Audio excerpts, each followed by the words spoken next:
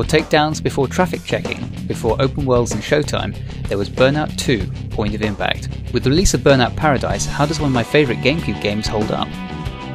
As with all Burnout games, Burnout 2 is a racing game that rewards reckless driving, either by jumping your car, taking bends in a sideways drift, passing close to other vehicles, or driving into oncoming traffic.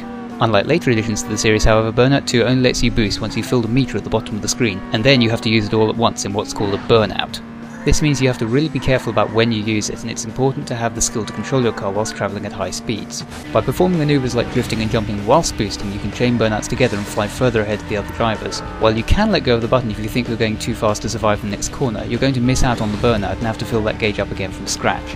Unlike later games in the series, Burnout 2 is purely about racing. You can't take down your opponents or really have any effect on what they're doing. The traffic is very predictable, so getting good is a matter of learning not just the route of the track, but also where other vehicles are likely to be and how to exploit that in order to get more near misses and drift safely.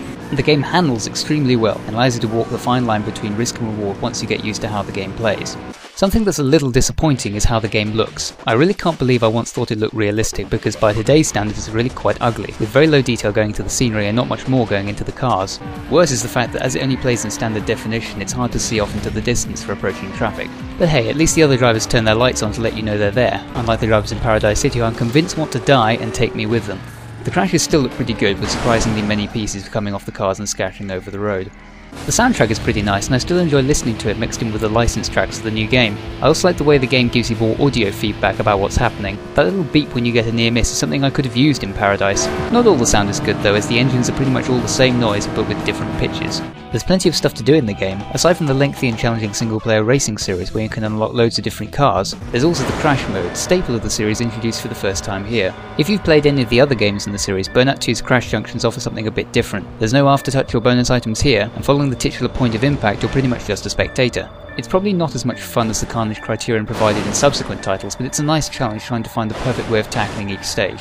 Another game mode that doesn't seem to have caught on is Pursuit Mode, in which you take on the role of the police and have to stop another car. Unfortunately, with no takedowns in the game, all you do is hit the car a certain number of times, but it's still quite fun.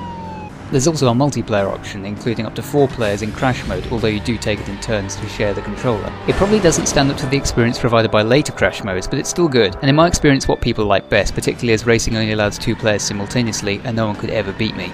So is Burnout 2 worth picking up if you see it? Well, maybe. You can get almost the same experience by choosing a speed class car in Burnout Paradise, but if you want a more structured racing experience and not have to worry about missing the street that the game thinks you should take or mentally filtering out DJ Atomica, then you won't be disappointed if you buy it. Underneath the rather dated graphics and sound, there's a solid racing experience to be found, and any game that doesn't have Avril Lavigne in it scores bonus points with me.